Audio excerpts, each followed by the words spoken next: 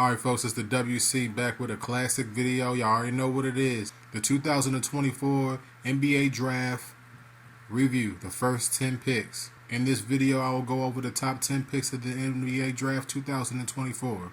Expectations for this video, I'll tell you what these guys' upside is. I might butcher some names.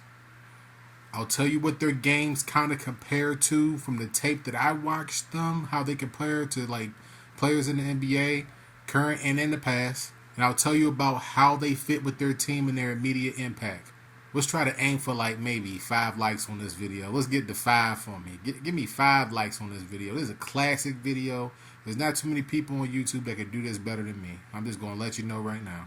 So let's go ahead and get into it. The first overall pick is being selected by the Atlanta Hawks, and the Atlanta Hawks took with the first overall pick Zaccharie, Risacher, wing guard or forward from France. I gotta be honest with y'all, man. I think that Risacher's ceiling could be Jimmy Butler. I think that he could be that guy, like a two-way guard who could guard damn near anything on the floor. I think that his floor could be a Rashard Lewis or a Shawn Marion.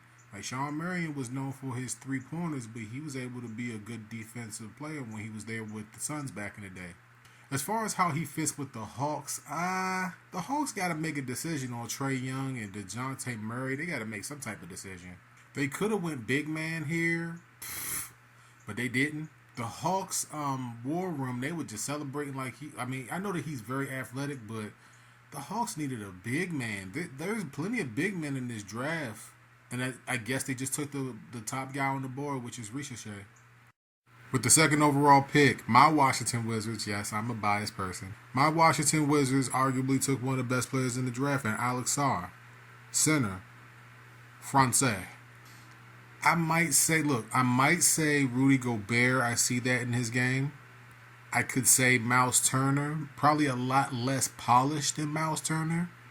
I wanna say that this guy's Embiid, but he's got a lot of work to do on that front. Like he could be an Embiid at some point. Defensively, I think that he's way better than Embiid. He'll be better, but offensively, like he's got some work to do. The Wizards need everything, and it is what it is. I really like this pick. I see his upside. It's very, very good. I think that he might make the All-NBA team, maybe first or second team at some point for sure, like quickly. How does he fit with the Wizards? He's literally the best player on the team already. I mean, he's going to make life easier for a guy like Poole coming off of those screens. You can see that coming from a mile away. It's going to happen. The Wizards going to pick again, but that pick's not going to be a part of this video. I think that they got 3 first-round picks, if I'm not mistaken, so they're trying to rebuild quickly. With the third overall pick, the Houston Rockets select Reed Sheppard, guard from Kentucky.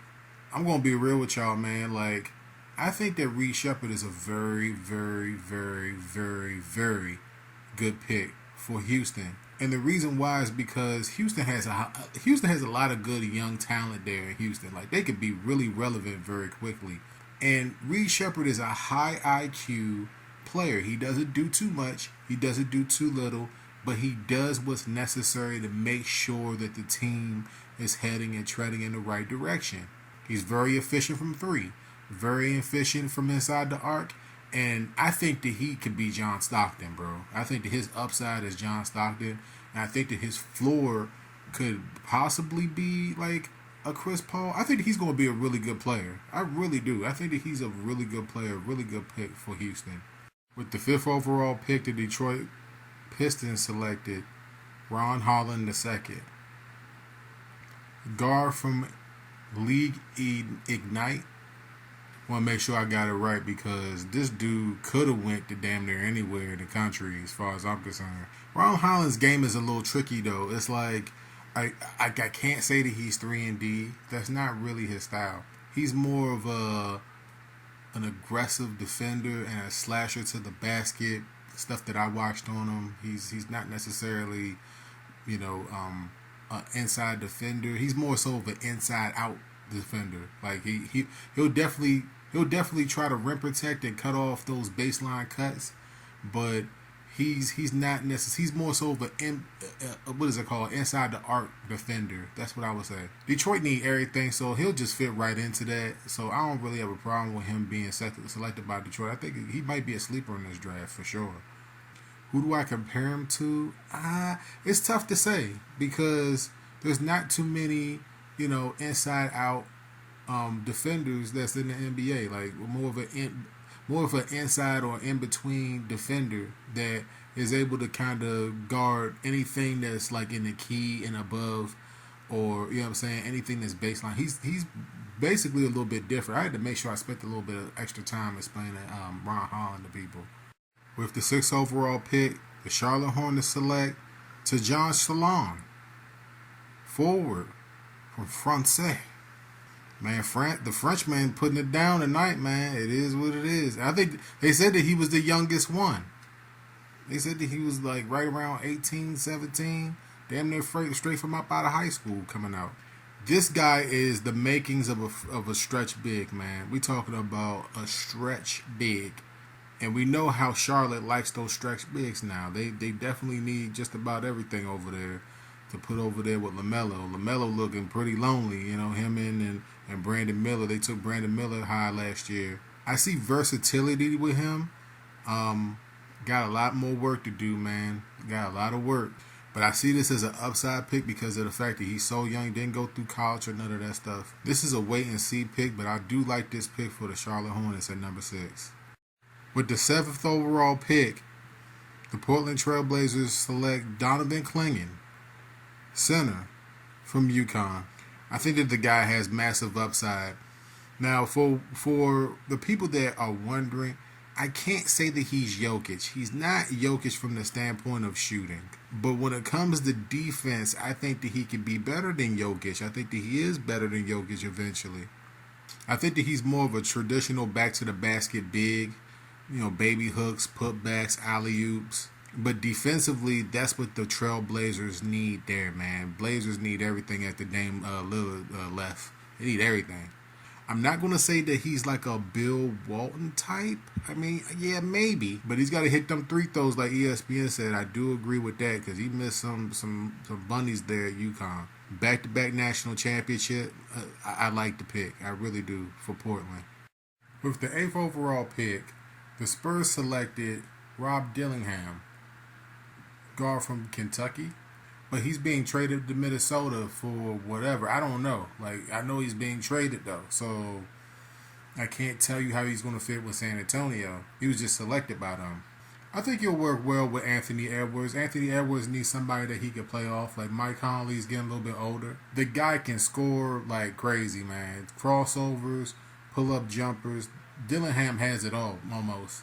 He can get to the rim, slash. He could do it all. I think that he might be the closest thing to De'Aaron Fox in this draft, man. I mean, the comparisons and stuff has been there for a while. And it did seem like Minnesota was missing that scoring in the Western Conference Finals. If y'all go back and y'all look, man. I really like this pick. With the 9th overall pick, the Memphis Grizzlies selected Zaccharie, center from Purdue. I think that Zach Edey is like a double machine. I think that he's able to put up some points. I think that he's very versatile.